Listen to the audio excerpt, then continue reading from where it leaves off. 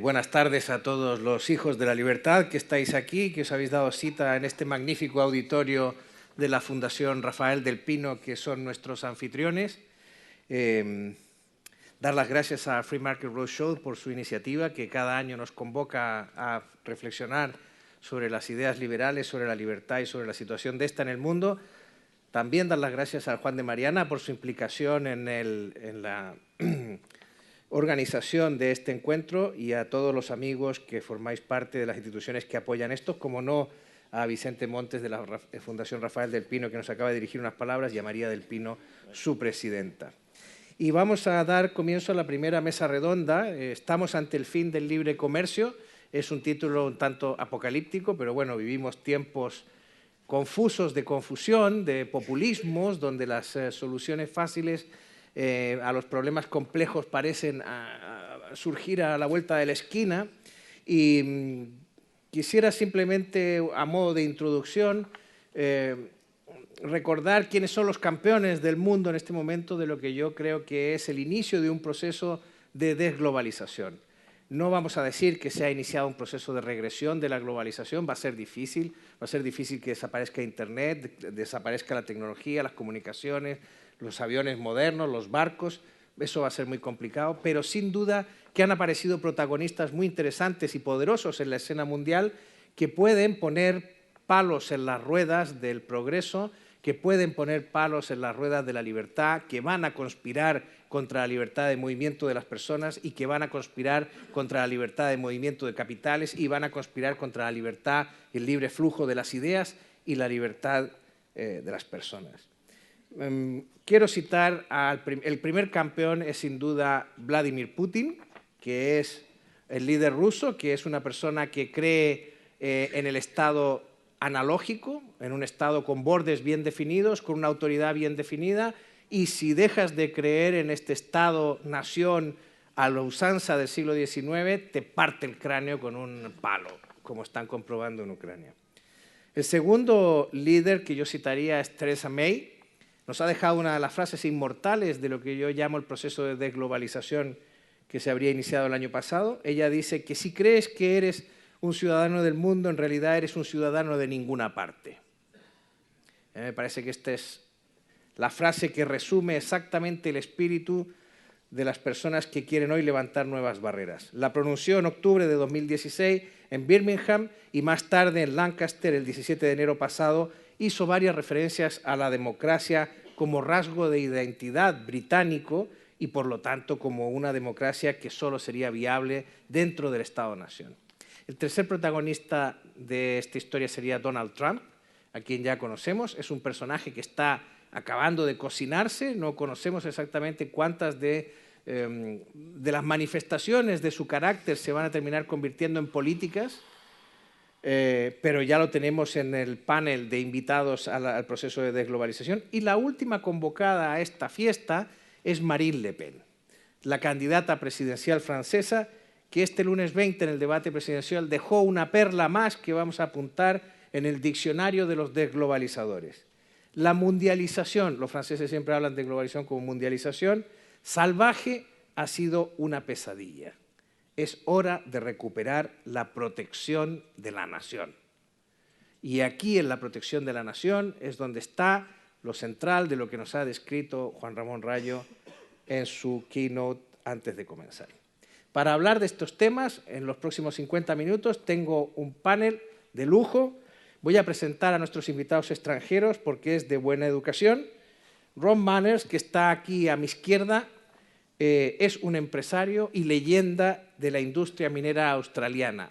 Esto de leyenda no es un invento mío, es un título que le han otorgado en su país, el sector industrial, Mining Legend, en la Excellence in Mining and Exploration Conference del año 2005 en Sydney. Ron es empresario, cuarta generación de una familia dedicada a la minería, ingeniero eléctrico, trabajó en diversas compañías australianas, entre ellas la tercera más grande en extracción de oro, así como en compañías canadienses con operaciones en México, Brasil, Turquía, y desde el año 55 asumió la dirección de la empresa familiar de ingeniería y minería, que data de 1895, la cual expandió y diversificó hasta convertirla en la actual ManWest Group, Su contribución a su industria ha sido enorme, pero además su contribución a las ideas liberales también no es menor. Él es fundador y presidente de Mankal Economic Education Foundation, una organización que promueve políticas de mercado libre en Australia y hace énfasis en educar a los jóvenes en los principios fundamentales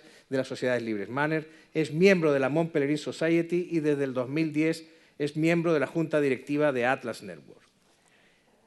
Tengo también aquí a John Chisholm, tiene 3 décadas de experiencia como empresario, consejero delegado, CEO e inversor, especialmente en áreas de tecnología e innovación, incluido el sector de la enseñanza online. Es pionero en la investigación del marketing online y fue chairman y fundador de Decisive Technology, una empresa que ahora es parte de Google, desarrolladora del primer software de escritorio y cliente-servidor para realizar encuestas online. En la actualidad es consejero delegado de John Chisholm Ventures, asesora de startups y inversor, angel investor, es miembro del consejo directivo del MIT y administrador del Santa Fe Institute. Junto a él están Domingo Soriano. Mi amigo Domingo Soriano es licenciado en Derecho y Administración y Dirección de Empresas por la Universidad Carlos III de Madrid y teniendo un brillante futuro en estas profesiones decidió dedicarse al periodismo, que es su vocación. Hizo un máster de periodismo en El Mundo, donde le conocí, y desde entonces ha trabajado en el año 2006-2007 y desde entonces ha trabajado como periodista en las secciones de Economía del Mundo y en Libertad Digital, donde hace una intensa labor de divulgación. Es socio, como no, del Instituto Juan de Mariana. Y por último, y no menos importante, Diego Sánchez de la Cruz, analista económico en diversos medios españoles, profesor del Instituto de Economía, Business School, de la IE Business School y de otras universidades. Está al frente de la consultora Foro de Regulación Inteligente y recientemente ha publicado su segundo libro, ¿Por qué soy liberal? Un manifiesto a favor de las ideas del libre mercado. Diego es periodista también por la Universidad Antonio de Nebrija y máster en Relaciones Internacionales. Con todos ellos vamos a hablar hoy. Y me gustaría dirigir la primera pregunta a Ron, a quien le agradezco que esté aquí. Además, siento un gran placer de hablar con una persona con su experiencia. Y la primera pregunta, Ron, es que espero que traduzcan bien, ¿crees que ha comenzado un proceso de desglobalización? I must congratulate you. The translators have firstly the challenge of translating from Australian to English and then from English to Spanish. So good luck. But this is a serious question. I don't accept a bad reputation for free trade or for globalisation. I think the bad reputation has been earned by the special interests who have perverted the process of free trade and globalisation. In a sense, and I think it's best, I'm not sure, very few universities in Australia teach in economics the public choice theory, but I hope that your universities teach the public choice theory because it explains how concentrated benefits go to certain people who work very hard to bring in and maintain legislation which is sometimes very bad policy. But they spread the costs of these bad policies over millions of people like us. And we bear these costs, but we don't march in the street because we're too busy doing our own business. So they are the people, these vested interests, who seek special privileges. They are the people that work so hard to bring in these policies that we sometimes say, how did that ever get into Parliament? How did that get past Parliament? It's the same explanation of how some of the worst people get to the top, because they work harder to get there because they have an interest in getting there. The really good people have got enough self-esteem. They don't have to work hard. They wait to be invited. So that's my answer to your question. Muchas gracias, Ron. John, ¿crees que se ha iniciado un proceso de desglobalización?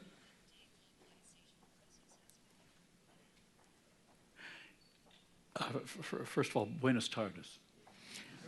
Muchas gracias por recibirme tan amablemente. Estoy muy feliz de estar aquí. I think the evidence certainly supports that with all of the players that you just mentioned, Trump, Marine Le Pen, Russia, and so forth. But I'm an optimist. And yes, I do think we're going through a deglobalization phase, as you called it. But I'm also confident that long term, the benefits of free trade will be rediscovered. And it may be through new techniques that aren't available to us yet that new technologies will make available. Men and women will find new ways to self-organize. You know, they may have to go underground in order to do it. Imagine a version of Uber or Airbnb that were so completely distributed and peer-to-peer that people could connect with each other and for whatever it is they wanted to do, transportation, lodging, any services or products at all, and find each other and engage in free trade. I'm optimistic that that will be possible. If Bitcoin doesn't make it as a cyber currency, and I'm cautiously optimistic that it will make it, but even if it doesn't make it, I think there will be something else like it that's smarter than it, that's more secure than it, that's more readily decentralized than it. So that's where I see the long term going as far as globalization is concerned. Short term, we are absolutely facing some challenges, and I think the reason the challenges are hard for us is because the benefits of trade barriers and protectionism are clear and specific and identifiable, immediate, but short term. If someone's job is saved as a result of a trade barrier or protectionism, that's immediately identifiable. It may be short-lived because that industry that that individual is part of might disappear very quickly if it's not subject to market forces. I like to say that protectionism doesn't save industries, it freezes them so that they can't evolve. And imagine an organism from 100 million years ago trying to compete with an organism on Earth today. It wouldn't be very competitive because the organism today has had 100 million more years to evolve and improve its techniques for evolution. The same thing with industries that aren't subject to market forces. We see that in Detroit, for example, in the US automotive industry, which was put out of business. So I think it's incumbent on all of us to be able to articulate as best we can the benefits of free trade. They are widely distributed, they're hidden. To use the words of Bastiat, they are unseen. And it is our job to make them as tangible and visible as possible. And in the course of today's discussion, maybe we'll do some of that, all of us, in the course of this panel. Okay. ¿Qué pensáis vosotros, Diego y Domingo? Bueno, sobre si hay un proceso de desglobalización. ¿O se inicia un proceso de globalización? Sí. O un... A ver, yo creo que lo van a intentar. Yo creo que todos estos actores que tú has dicho y muchos otros lo pueden intentar. Lo que pasa es que, a ver, yo soy moderadamente optimista porque creo que es complicado. Es decir, también porque no estoy seguro de que la imagen de la globalización en general sea tan mala como a veces incluso nosotros nos pensamos, ¿no? Es decir, yo creo que en general el público no creo que esté en contra de la globalización. De hecho, casi nunca se hace un ataque general a la globalización, Marine Le Pen, por ejemplo, es un caso excepcional, lo hace más, pero luego, si miramos a los otros actores, por ejemplo, a Trump o a Theresa May o a algunos de los populistas que pueda haber en España o en otros países de Europa, muchas veces hacen un análisis casi caso por caso. Es decir, tienen que ir buscando casi el producto, el sector, porque si se ponen a hacer un análisis general contra la globalización, rápidamente la gente empieza a decir, pero oiga, entonces yo no voy a poder ir de vacaciones donde me fui el año pasado, no me voy a poder comprar el teléfono que me compré. Es decir, surgen preguntas rápidamente que afectan a la vida y entonces diaria de cada uno, y entonces al final el ataque tiene que ser casi caso por caso. Y entonces empiezan diciendo, no, es que en China, en tal producto, lo que nos está haciendo es vendiendo un producto de mala calidad, y por ahí tratan de meter la cuña. Entonces, por eso yo soy medianamente optimista, porque creo que en general, aunque es un tipo de ataque que suele ser bastante efectivo, porque toca un punto sensible, la gente dice, es verdad, esta fábrica en concreto ha cerrado porque en China han producido no sé qué producto mucho más barato, pero cuando para empezar tienes que hacer ese ataque tan concreto ya es porque no estás tan seguro de que uno generalizado vaya a afectar. Luego también, yo soy optimista, pero también me gustaría ser ambicioso en cuanto a globalización. Decía Juan Ramón que antes de la Primera Guerra Mundial la globalización tenía un nivel que no se volvió a lograr hasta los años 80, 90. Y es verdad, pero quizás en el comercio sí, pero hay en otros aspectos en los que probablemente era más fácil la globalización antes de la Primera Guerra Mundial. Es decir, yo cuando le estaba oyendo hablar, yo lo tenía ahí medio apuntado, estaba pensando, por ejemplo, en la famosa novela de Julio Verne, de La Vuelta al Mundo en 80 días. Esto está el Phileas Fogg en el club suyo en Londres, al comienzo de la novela, y alguien le lanza una apuesta. Sería imposible dar la vuelta al mundo en 80 días. Y dice, ¿cómo que no? Pongo aquí el dinero y me voy mañana, y el tipo coge y se va. Y no tiene que hacer ningún tipo de papeleo y viaja. Ahora mismo tardaríamos más ahora mismo dar la vuelta al mundo no son 80 días, son 24 horas. Pero hacer el papeleo para que te dejen pasar por todos los países por los que pasó son mucho más de 80 días. Entonces, en algunas cosas es cierto que los últimos años hemos avanzado, pero también tenemos ahí no solo margen para ver que hay espacios donde mejorar, sino espacios donde ya donde ya hemos estado. Es decir, uno lee las novelas de los viajeros europeos del siglo XVIII, siglo XIX, y viajar por donde ellos iban, y el ritmo de vida, el tipo de vida que ellos hacían, era muchísimo más sencillo en muchas de estas cuestiones de lo que es ahora mismo. Entonces, bueno, yo te digo, soy optimista, soy ambicioso porque ya hemos estado ahí, y al final, en lo que te decía, en esos ataques caso por caso, yo estoy con John, el cambio es tan rápido que ni siquiera aquellos que quieran poner muchas barreras yo creo que van a tener tantas oportunidades de hacerlo. Es decir, tú dices, no, yo voy a poner ahora Uber, un caso muy clásico, u otro tipo de empresas. Si es que a Uber casi, el día que acaben de ponerle a Uber las barreras para que deje de progresar, ya va a haber coches autónomos. Entonces se inventarán otra, pero los procesos de cambio que se están produciendo también me hacen ser optimistas porque son más rápidos que la imaginación de los burócratas. Entonces yo ahí pues confío en que también nos sepamos ir escabullendo hasta que el peso específico de esos datos que ha dado Juan Ramón, y que yo creo que van a seguir mejorando en los próximos años, hagan imposible que nadie se plantee esa vuelta al proteccionismo. Diego. Bueno, lo primero, sumarme al agradecimiento a la Fundación Rafael del Pino, al Instituto Juan de Mariana, a ti, John, por moderar el panel, a los invitados, a todos los que estés aquí hoy, y a Federico y a Bárbara, que se dan una tremenda gira. Y entrando ya en materia, por ponerle rostro a las cifras que daba Juan en su introducción a este panel, yo quiero que tengamos en cuenta que a lo largo de este Free Market Roadshow, las próximas 4 horas que vamos a pasar aquí, aproximadamente unas 35.000 personas van a salir de la pobreza en el mundo.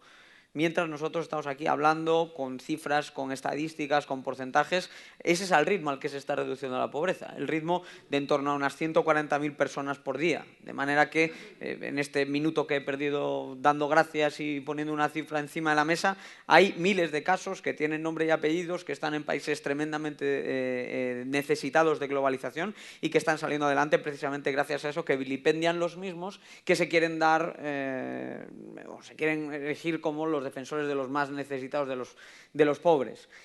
No me resisto a recordar una anécdota que ocurrió en este mismo auditorio, porque la última vez que yo hablé de comercio en esta fundación, lo hice para hacer una pregunta al Premio Nobel de Economía Paul Krugman. Y lo que le pregunté a Krugman era si no temía que quizás a raíz de la crisis podía haber cierta oleada proteccionista o en Estados Unidos o en Europa. A mí Krugman me dijo, y alguno seguro que estaba allí delante para dar fe de ello, que era lo último que le preocupaba, que no veía en absoluto la perspectiva de una guerra comercial, de un auge del proteccionismo y demás. O sea que incluso los expertos o supuestos expertos no sabían anticipar lo que ha ocurrido, imagínate los que no se dedican a estos temas. Yo sería optimista, por ejemplo, por llevar un poco la contraria, que siempre es divertido, porque, uno, de Putin no esperamos que sea una fuerza para la liberalización, es decir, cumple el rol que dentro de este teatro que es la política internacional se espera del líder ruso. De Trump, evidentemente, nos tememos un repliegue proteccionista, pero también confiamos en las estupendas instituciones que hay en Estados Unidos, en la división de poderes, en lo que puede hacer el Congreso, el Senado, en lo lentos que son los burócratas, incluso para levantar o para retirar barreras. Incluso en el caso de Marine Le Pen, creo que podemos ver el vaso medio lleno. Puede que Macron sea el izquierdista menos izquierdista que ha habido en Francia en mucho tiempo. Entonces, y por sistema electoral a priori tiene las de ganar. Entonces, entiendo que efectivamente estamos entrando en un proceso en el que va a ser difícil avanzar en la globalización, pero no me queda claro que vayamos a ver un gran retroceso en la globalización. Una cosa es que se dejen de firmar acuerdos, que se pongan en cuarentena acuerdos que, por cierto, se supone a priori que eran acuerdos de liberalización comercial, pero que si los imprimías, John, ocupaban, eran más altos que yo, que no es muy difícil, pero eran más altos casi que este auditorio. Pues estamos hablando de páginas y páginas y páginas de supuesta desregulación, que al final, si para desregular algo hacen falta kilómetros de documentación, pues uno se empieza a preguntar si eso es libre comercio o no. Esos acuerdos se van a quedar en la mesa, precisamente a raíz de esas fuerzas que comentabas, pero yo creo que España tiene que estar del lado de la globalización, porque la historia de España es la historia del éxito y del progreso en globalización. Y el falangismo económico de antaño, o el falangismo económico que hoy representa Pablo Iglesias, con su rechazo a la globalización, es el mismo del régimen franquista, pero es el mismo que nos mantuvo cerrados al mundo en una autarquía, en un contexto de mercados cerrados, congelados, como decía John, y que efectivamente mantuvo a España en un nivel de desarrollo que nada tiene que ver con lo que hemos vivido en las últimas décadas, que felizmente ha sido de progreso continuado y solamente interrumpido por las dos grandes crisis que hemos tenido desde que somos una economía abierta. Ha hablado Juan Ramón Rayo de la tesis de Branko Milanovic sobre el elefante, ¿no? Que dice que las clases medias han sido los más perjudicados, las clases medias occidentales, los más perjudicados por la globalización. ¿Esto es así? ¿Hay perdedores de la globalización? ¿Forgotten, como dice Trump? Como ha dicho ahora Le Pen en Francia, los que han perdido la protección de la nación. ¿Hay estos perdedores, losers, en las clases medias occidentales? There are some losers, absolutely, but they're not caused by globalization or free trade. Globalization and free trade, and I've been fortunate enough to be part of this process in the mining and exploration around the world, where the average mining company board now has directors from so many different countries. We all share technologies. That enables us to use the very best exploration techniques, drilling techniques, metallurgical techniques, marketing techniques for the metals. We're mining deposits that 20 years ago were sub-economic and would never be mined.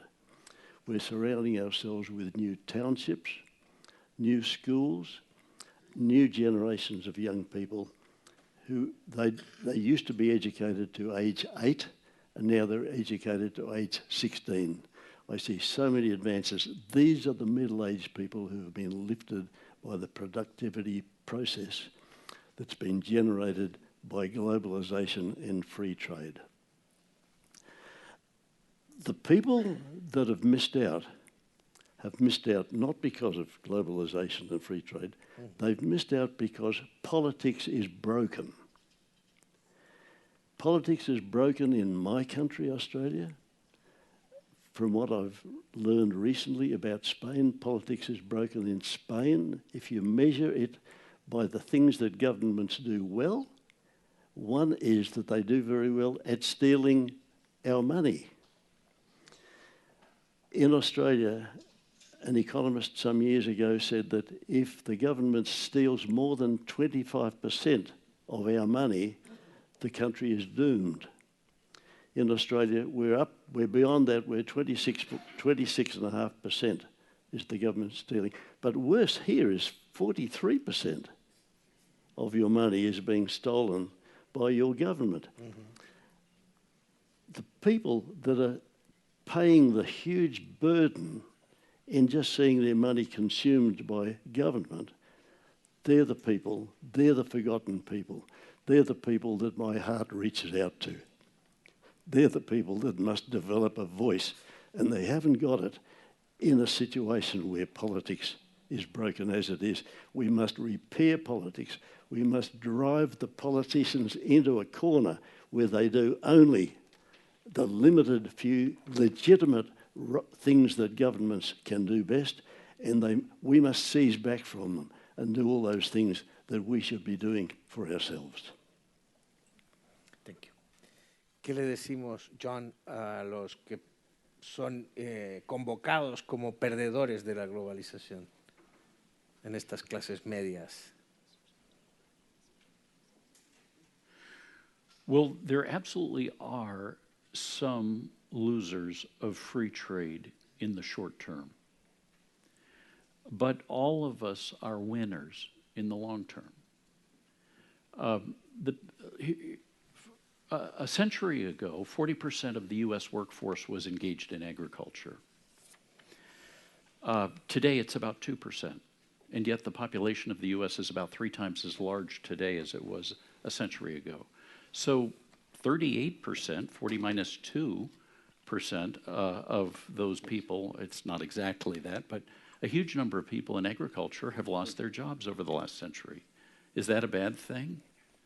Well, no, because they've moved on to better jobs in manufacturing and IT, jobs that have more value add, jobs that let them earn more money and enjoy a higher quality of life. So there are losers in the short term, but all of us are winners in the long term in 2 ways. One, in greater choice of products and services from free trade, and 2, lower costs of products and services. Take the iPhone, for example. The iPhone would be impossible without globalization. The iPhone uses about 75 of the elements in the periodic table. That's about 2/3 of the elements in the periodic table. There is no country on earth that has all of the elements required to make an iPhone. You have to have free trade to have an iPhone. If we tried to make an iPhone all in one country, say the United States, well, first of all, it wouldn't be an iPhone because it would have to use other substitute materials, and 2, it would be considerably more expensive than it is today, so it would be less accessible. So we've enjoyed more choice and also lower costs. You know, we forget that if we can get goods and services lower cost by going overseas, that frees up capital here that we have to invest in new products and technologies. That helps our local economy. Larry Summers, the former US Secretary of Treasury, was one of my classmates at MIT, and he says the price of virtually every product and service category that's subject to market forces has declined over the last 20 or 30 years. It's only the ones that he calls politically inflected, the ones that are insulated from exposure to market forces where prices have not gone down. Those are things like healthcare, housing, education. In these areas, we've seen a skyrocketing of costs because they're not subject to market forces. So these improvements in quality of life don't necessarily translate into increases in GDP or GDP per capita, but they improve quality of life nonetheless. I mean, who would rather have a television from 1980 as compared to one from today? Probably no one. Doesn't have as many challenges, as channels, as many features. Who would rather have a mobile phone from 1980 rather than one today? Well, probably none of us, because mobile phones didn't even exist in 1980.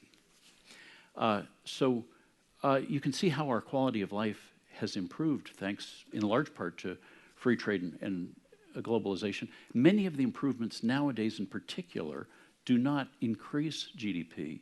They either don't affect it or they may decline it. So for example, when the camera got incorporated into the mobile phone, that decreased GDP because the sales of cameras now are much smaller than they were 20 years ago before they were incorporated into cell phones. All the sharing economy, all the virtualization of products and services and entertainment, education, increasingly healthcare, and so forth, are either not increasing or decreasing GDP. So GDP per capita is less and less a good measure of quality of life. Domingo. Sí, a ver, yo creo que hay, yo no sé si, lo que no tengo tan claro es que sea culpa de la globalización, pero es evidente que tenemos un problema en Occidente en algunos aspectos del mercado laboral de nuestra sociedad que no estamos sabiendo incorporar en general como sociedad. Ya digo, yo no tengo tan claro la culpa, pero yo ayer veía algunos datos que me parecen preocupantes. Por ejemplo, el tema de la tasa de ocupación en Estados Unidos. La tasa de ocupación de los mayores de 20 años en Estados Unidos ha pasado del 66 al 62% desde el año 2000. Ha bajado 4 puntos la gente que está trabajando de más de 20 años. Incluso en la franja de edad fundamental, por así decirlo, principal del mercado laboral, de 25 a 55 años, hay menos gente ahora mismo trabajando, menos porcentaje de población trabajando del que había hace 15 años. Eso es muy preocupante. Es decir, ¿por qué no somos capaces de integrar? Y además muchos de esos que han salido del mercado laboral, efectivamente, son ese retrato del perdedor clásico que se hace, que es una clase media-baja, de un territorio industrial, que probablemente trabajaban él o sus padres en el sector industrial o similar y que ahora se ha quedado desubicado. Entonces yo creo que ahí sí que hay una reflexión de qué nos está pasando para no ser capaz de incorporarlos, porque además ahora mismo Estados Unidos tiene un paro muy bajo, está en cifras históricamente muy reducidas, pero es que por cada parado de entre 25 y 55 años que hay en Estados Unidos hay 2 ninis, 2 personas que no están haciendo nada, ni siquiera buscando trabajo, pero tampoco ni formándose ni trabajando. Yo creo que ahí tenemos un reto y plantearnos ¿cuánto ha podido afectar la globalización a esa gente? Yo creo, de verdad, que no tanto, pero que muchas de esas personas sienten que sí, que la culpa es de los chinos porque están haciendo ahora productos más baratos, eso yo creo que sí que también es evidente. Claro, ahí lo que tenemos que construir es un discurso.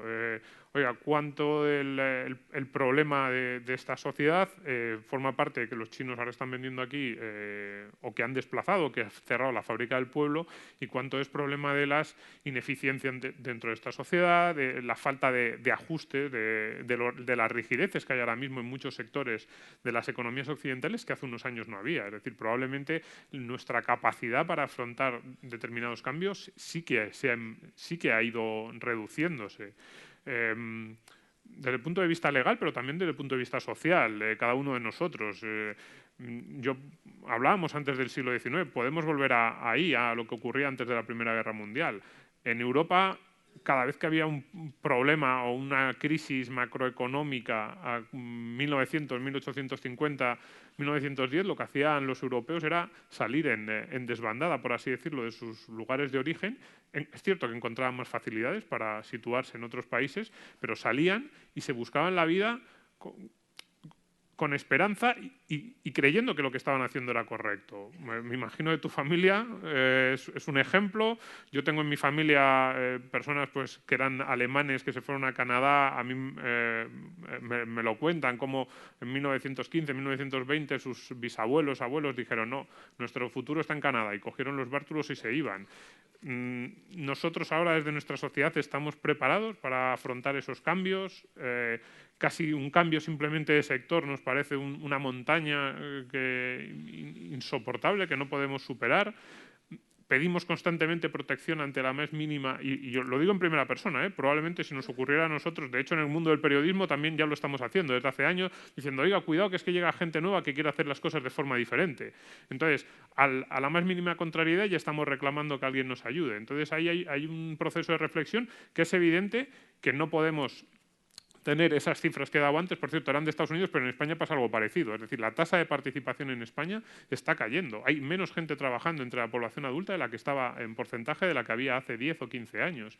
Y menos gente que no quiere hacer nada. Hay una combinación explosiva. Ahora hay muchos libros casi sociológicos sobre esto, de salarios más bajos en determinados sectores, subsidios más altos también en algunos casos y luego un ocio muy barato. Es decir, yo leí ayer una frase en un artículo que decía si te sale tan barato estar en tu casa viendo Netflix o jugando por internet con un juego, a lo mejor el impulso para ponerte a buscar empleo no es tan importante. Era un artículo sobre la clase media-baja estadounidense, probablemente en la que muchos estamos pensando en tu pregunta, y sobre la caída en la participación, que sobre todo entre los hombres en determinadas regiones de Estados Unidos ha sido realmente importante. Entonces, bueno, pues ahí no, pero eso no tengo claro si es culpa, lo que quería decir es no tengo claro si eso es culpa de la globalización o es culpa de la sociedad, de las restricciones legales, de las rigideces que nos hemos ido imponiendo y también de las,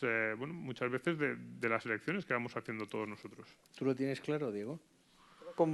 Comparto las mismas dudas que Domingo, pero yo sí me atrevo a asegurar que, teniendo en cuenta que por definición la globalización lo que hace es un gran aplanador de fuerzas que nivela el terreno de juego, incorpora a miles de millones de personas a los procesos de mercado, entonces por definición su único resultado puede ser una aceleración de los procesos de cambio, de innovación, de emprendimiento, de conocimiento, y entonces en la medida en la que tenemos modelos relativamente rígidos que no reaccionan tan bien al cambio, pues evidentemente ese shock puede generar ganadores y perdedores. No debería ser el caso, porque las economías más competitivas, más flexibles, son capaces de absorber cualquier cambio en los patrones de demanda y oferta de una manera mucho más sencilla. Y evidentemente ni España es Australia, Australia está mejor que nosotros en eso, ni nosotros somos Grecia. Estamos también mejor en términos relativos que en unos países, peor que en otros, pero evidentemente, ¿cómo ignorarlo? Que efectivamente el grado de flexibilidad que tú permites dentro de tu economía, de tus industrias, de tu tejido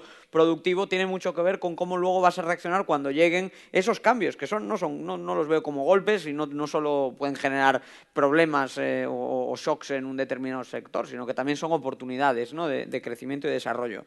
Sin embargo, yo lo que constato, y me lo he apuntado por aquí, una de las cosas que quería comentar era que el populismo aquí no está solamente del lado de los que están contra la globalización. Es que también hemos vendido muchas soluciones mágicas aquí en casa, diciéndole a la gente que, bueno, pues que aquel modelo del mercado preponderante había que irlo dejando un poco atrás y adoptar un sistema paternalista, una economía un poco más intervenida, el dulce estrangulamiento que supone al final una socialdemocracia a la europea. Y poco a poco hemos ido perdiendo tasa de crecimiento potencial, poco a poco hemos ido perdiendo niveles de ocupación y de empleo, hemos ido generando incentivos que van contra la adaptación precisamente a los procesos de globalización y, claro, caray, ¿qué pasa? Es que estas políticas podían ser sostenibles hace 30 o 40 años, mucho más que ahora, porque ahora competimos 7.000 millones de personas, cuanto antes la economía de mercado era, ante todo, un club de países ricos al que poco a poco se querían ir incorporando las naciones en vías de desarrollo y muy a duras penas lo iban consiguiendo. La cosa ha cambiado por completo y yo ahí detecto que, claro, el echarle la culpa a quienes subrayan que efectivamente puede haber consecuencias negativas de todos estos fenómenos, yo creo que adolece de dos grandes equivocaciones, ¿no? La primera es no tener en cuenta que nosotros nos autoimponemos un grado a veces de rigidez que nos impide adaptarnos con éxito al cambio, punto uno, y punto dos, que también aquí se prometió un final de la historia, un alegre paternalismo estatal que nos iba a blindar de las crisis y de los vaivenes, y efectivamente hemos comprobado que no es así, y también eso es gasolina en el fuego de quienes ofrezcan otro tipo de soluciones mágicas, y esta vez ya no van tanto por la vía del subsidio quizá, como por la vía de frenar la competencia con los demás. Ha habido ahí, me ha encantado el símil de John con el iPhone y la tabla periódica. Yo he pensado en uno mucho menos glamuroso, como es un bocadillo. Porque en mi libro he incluido un pequeño informe que lo que hace es calcular cuánto... Espero que no de carne brasileña. No.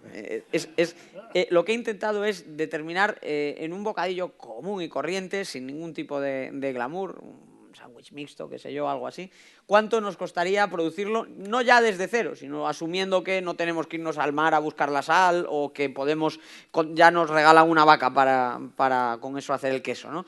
Y partiendo de esa serie de premisas, llegas a la conclusión de que el sándwich, el bocadillo que cualquiera de nosotros compra por 2-3 euros en el comercio de al lado de nuestra casa, y que, por supuesto, por descontado lo tenemos al instante, si uno lo tuviese que producir, si uno lo tuviese que fabricar, dedicaría alrededor de 1.500 euros y perdería 6 meses de su vida. O sea, que el español medio estaría 6 meses sin trabajar, dedicándose a otra cosa que a llegar a crear ese bocadillo, y dedicaría a ello el equivalente a un sueldo entero de un sueldo medio en España. Entonces, yo creo que... Le copio a John, le copiaré a partir de ahora su ejemplo, que tiene mucha más sofisticación, pero incluso en las pequeñas cosas podemos ver el milagro que supone el comercio y lo importante que es la división de trabajo. Y por último, a mí me molesta que perdemos muchísima energía con todos estos debates que a menudo son un no problema. No creo que a los parados que ha generado la construcción les haya supuesto nada que en China empiecen a producir, por ejemplo. Sí creo que les han podido hacer daño la expansión monetaria, creo que les ha podido hacer daño la política de la banca y en concreto las cajas de ahorro, creo que les ha hecho daño las políticas de vivienda y de suelo en nuestra economía, eso sí creo que les ha hecho daño. Ahora, no sé en qué les ha influenciado la globalización para mal, al revés, creo que esas clases desplazadas con una crisis de paro que está ligada a la construcción inmobiliaria no tiene nada que ver con la globalización. Si acaso, más globalización hubiera permitido que siguiese entrando capital y hubiera mantenido unos empleos que en cualquier caso eran insostenibles. Y nos pasa lo mismo que con la desigualdad, John. El año pasado, en este mismo auditorio, en este mismo foro, tuvimos un panel igual de interesante sobre la desigualdad. Y luego resulta que el 80-90% del aumento de la desigualdad en España se debe al paro. Y al final nos perdemos una tremenda cantidad de energía que podríamos estar dedicando a hablar, por ejemplo, de educación y de preparación, de reforma de los mercados de trabajo para absorber mejor los cambios tecnológicos y productivos, y no, se nos van las fuerzas y se nos va un tiempo precioso hablando de estas cuestiones, y creo que no sería una pérdida de tiempo hablarlo en estos términos, pero me temo que el discurso que estamos enarbolando aquí, los cinco, no tiene nada que ver con cómo se suele plantear la globalización en la sociedad de hoy en día. Muy bien. Advierto al público que habrá 10 minutos al final para hacer preguntas, dentro de 5 minutitos, y que según las normas de emisión de la televisión del streaming de la Fundación Rafael del Pino, el formular la pregunta se entiende tácitamente como la aceptación para los derechos de retransmisión de la imagen de la persona que pregunta. O sea que estamos vigilados. John, me pedías la palabra porque querías hacer alguna apostilla a Diego. Well, when I think of unemployment, the first thing that comes to mind is entrepreneurship, because a disproportionately large percentage of new jobs come from small companies and startups. Well, I don't think we can blame globalization on a decline in entrepreneurship. If anything, globalization makes entrepreneurship easier.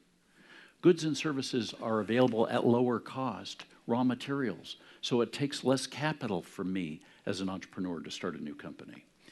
There are many more new products and services available that I can either improve on or provide services to the suppliers of those products and services, or address niches between those products and services if I'm an entrepreneur. So the more globalization is, the more opportunity there is for me to find niches that I can either fill or consolidate. I started my first company in 1992, and so I've had a chance to see how the environment for starting a company has changed over the last 25 years. In most respects, it's easier, in my view, to start a company today than it was 25 years ago. You can find customers more easily. We didn't have the internet 25 years ago. Now you can go online to announce what you have. and to let people come to you. You can go online to find suppliers. You can see which potential products and services are available that you might be able to combine in novel ways to make your new product or service.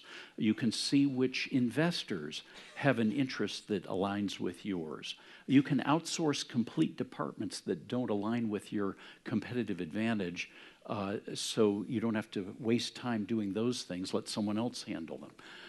In all of those ways, entrepreneurship has become easier in the last 25 years. There's only one sense in which entrepreneurship has become harder in the last 25 years, in my experience, and that's regulatory compliance.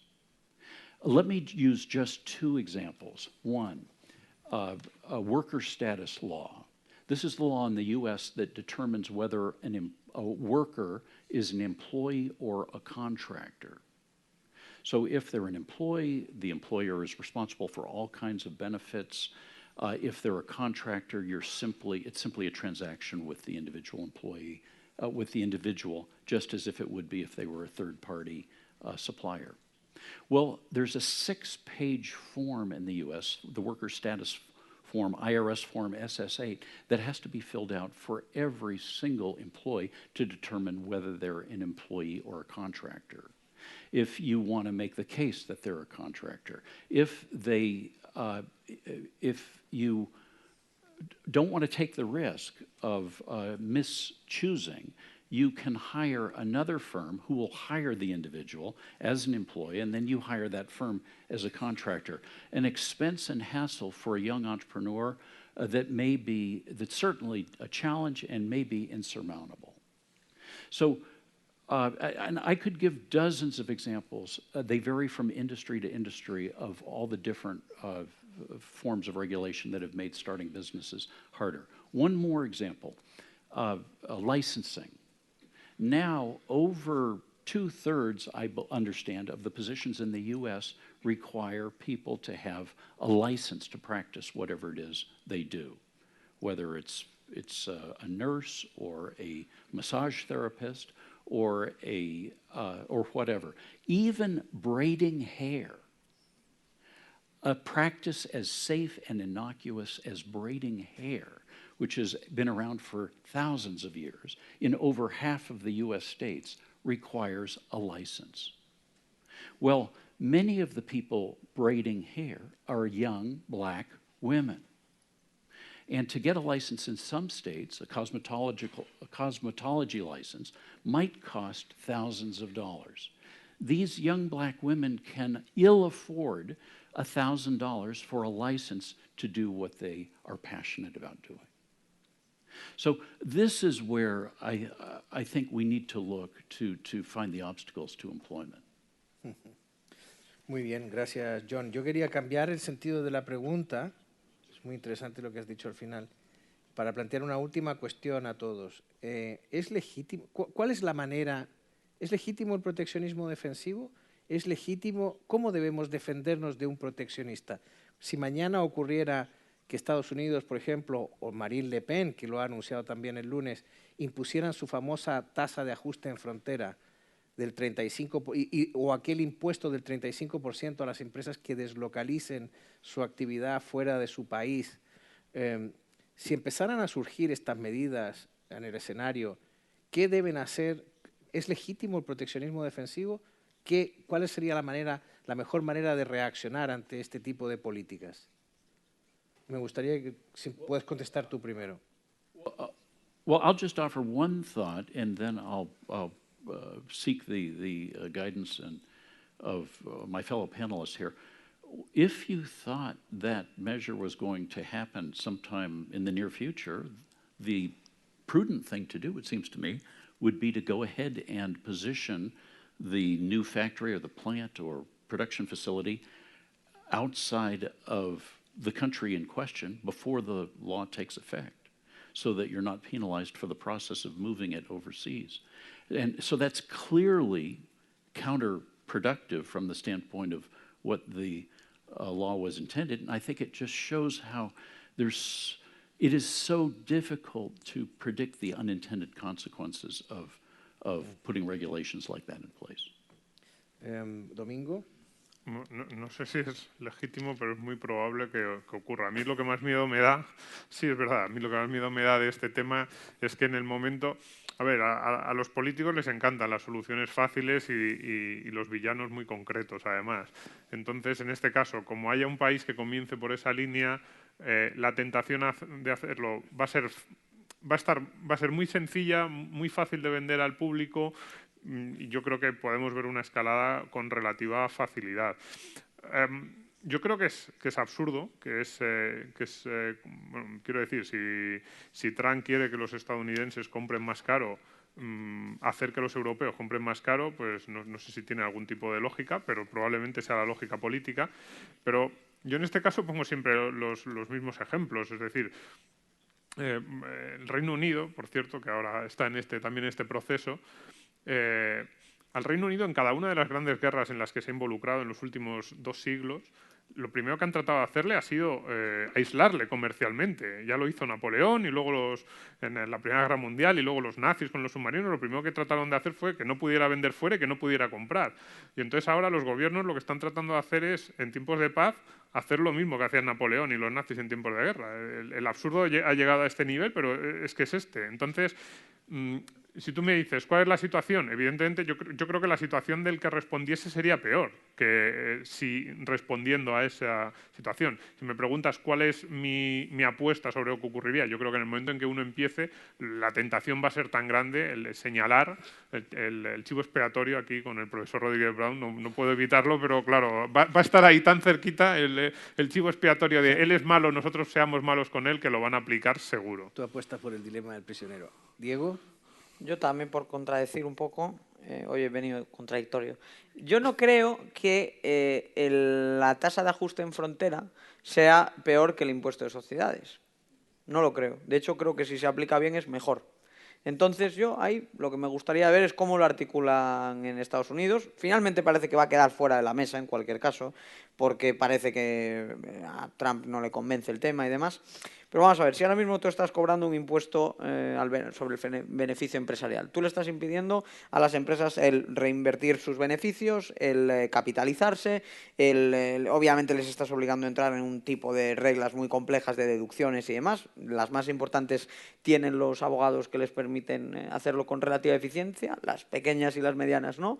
Y además está sustrayendo de manera reiterada el 40% del beneficio empresarial en Estados Unidos, porque al final la tasa general es el 35% y en muchos casos llega al 39%. Claro, ponerle un impuesto a las ventas vendría a ser algo así como aplicar el IVA a nivel doméstico, y no aplicar ningún tipo de impuesto a las ventas que van al extranjero, que es, por cierto, lo que hace la muy liberal Europa. Es decir, es exactamente el mismo esquema, es una devaluación fiscal desde el punto de vista de las importaciones y las exportaciones. Lo que vendes aquí lleva IVA, lo que va al extranjero no está sujeto a un IVA y, por lo tanto, solo paga el impuesto en el lugar de origen. Además, esto permitiría que las empresas en Estados Unidos repatrien los beneficios que tienen ahora mismo alojados en los paraísos fiscales o en otro tipo de jurisdicciones, no porque les apetezca que el dinero esté en las Islas Caimán, sino porque en el momento en el que lo traigan de vuelta a suelo americano tendrán que pagar la diferencia y tendrán que pagar la tasa de repatriación de beneficios, que calcula la diferencia entre el impuesto en el que se ha obtenido el beneficio y el impuesto en el país del tío Sam, a pesar de que ese dinero a menudo se ha generado completamente fuera de las fronteras estadounidenses. Entonces, pues de la misma forma que rechazo toda forma de proteccionismo, en el caso del impuesto de ajuste en frontera, me parece que puede ser lo comido por lo servido, puede ser un cambio a peor en el impuesto de sociedades, puede ser un cambio a mejor en el impuesto de sociedades. Desde el mismo momento en el que implica su eliminación, es un cambio de reglas tributarias. Depende luego la tasa que le pongas, será más alto, será más bajo. Pero yo, en concreto, esa medida no es la que más me preocupa. Me preocupa más no solo el arancel, sino, al final, sobre todo, las medidas tipo cuotas, las llamadas, están las medidas convencionales y las no convencionales, y no me preocupa solo los aranceles, sino que se puedan intervenir los mercados vía cuotas de producción, o sea, cuotas de importación, reglas de origen que te permitan o no llegar con un tratamiento fiscal u otro, que son aspectos técnicos, pero no dejan de ser las excusas para colar el proteccionismo por la vía regulatoria, como decía John, en vez de por la vía fiscal arancelaria, que es la tradicional. Ok. Ron. ¿Tienes una posición sobre esto? While this discussion has been going on, I've thought of two wise observers. One was Ayn Rand, who wrote many interesting books, but she made the comment, they can only do to you what you let them do to you. And I always remember that as inspirational. And the other one was a friend of mine called Harry Brown, who wrote a wonderful book called How to Be Free in an Unfree World. And I recommend it as a book. It's a book that guided me because the Australian Taxation Department got too greedy with me at one stage. And I left. For 7 years, I didn't work in Australia. I worked elsewhere. And they were probably the 7 best years of my life. But after 7 years, the Taxation Department invited me back to come back on my terms. So I thought that was pretty reasonable. But don't let them do things to you. It's for you to stand up against them and be strong. I'll cover one point that hasn't been covered before, and it's this. I talked about politics being broken. I run a Mancal Economic Education Foundation. We've sent, over 20 years, we've sent more than 1,000 young Australians around the world to think tanks to understand the comparative advantages of one country versus another. So they have built into them the freedom to go wherever they choose to go. We concentrate on young people. I don't waste any time on people over the age of 40. And it was a little bit I learned from the Free Market Roadshow 2 years ago in Greece. I learned there's a similarity in Greece to Spain, to Australia, and that is anyone over 40 are comfortable. We've made our own arrangements. We know how to get around and get through all the loopholes. We're happy with that change, but it's the young people that are being left with the debt, that rolling avalanche, that tsunami of debt that's going to engulf our children and our grandchildren. It's the young people that we must focus our message on, because they're the people that will get angry about what's being done to them. The Chinese government is terrified of the young people, absolutely terrified. The Australian government is starting to realise there's a backlash from the young people when they realise what's being done to them. Cultivate the young people, develop in them the sense of anger that we should have ourselves. Thank you.